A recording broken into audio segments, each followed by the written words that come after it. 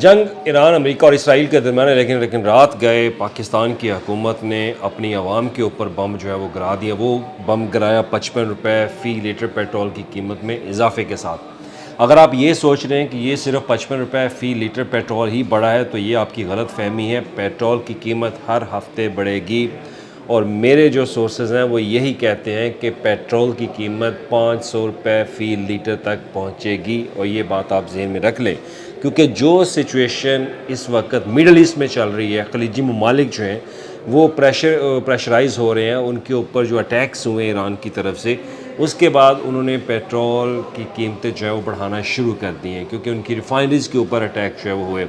तो ये मलबा हमारे ऊपर भी आकर गिरेगा, पाकिस्तान की आवाम के ऊपर भी गिरेगा और गिर रहा है। और ये यकीन करें कि जब 500 रुपये लीटर तक जाएगा तो आप सोचें कि पाकिस्तान के अंदर इकॉनमी की सूरत हाल क्या होगी, एक गरीब आदमी की इकॉनमी की जेब के ऊपर कितना असर पड़ेगा।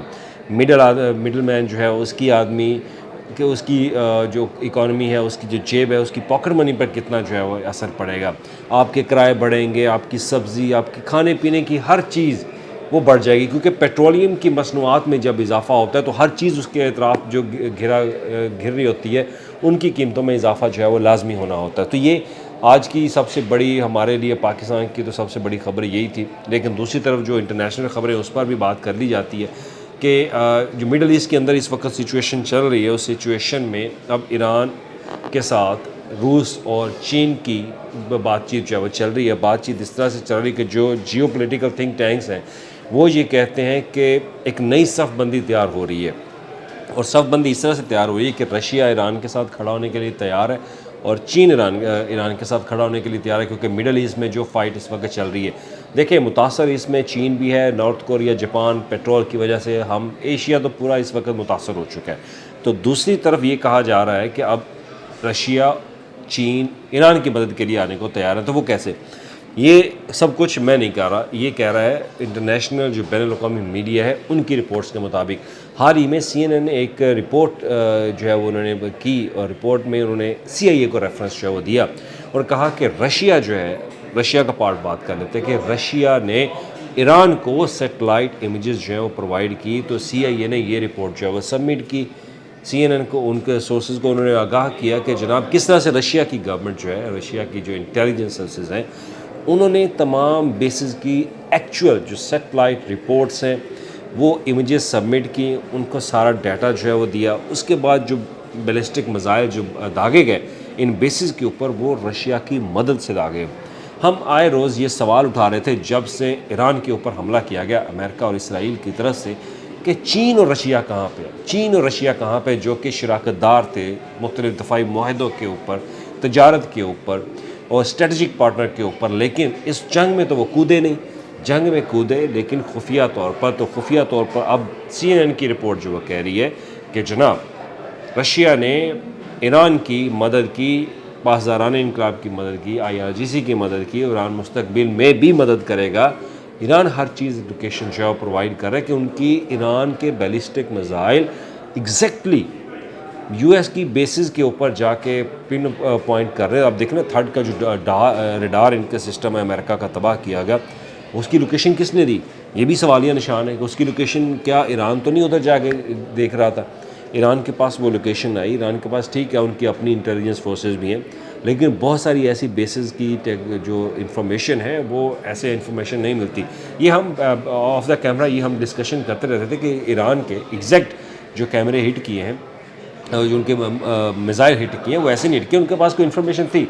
तो लिहाजा जो रशिया की बात है कि रशिया इंटरनली जो है वो बैकग्राउंड के ऊपर ऑफ द रेकॉर्ड जो है वो of the camera of behind the scene वो अपनी मदद जो है वो कर रहा है कि ईरान के साथ जो है वो चलने के लिए तैयार हो जाए। तो ये CNN की रिपोर्ट कहती है। दूसरी तरफ CNN ने ये भी CNN ना सिर्फ बल्कि दीगर जो नेशनल इंटरनेशनल मीडिया है अब वो चीन के ऊपर बात कर रहे हैं। वो कह रहे हैं कि जनाब चीन जो है वो ख़ास तौर पर बैलिस्टिक मिसाइल्स के हवाले से जो फ्यूल होता है उनका, उनके पुर्जे जो है वो फ्राहम कर रहा है जी चीन ईरान को, और वो फ्राहम करेगा भी।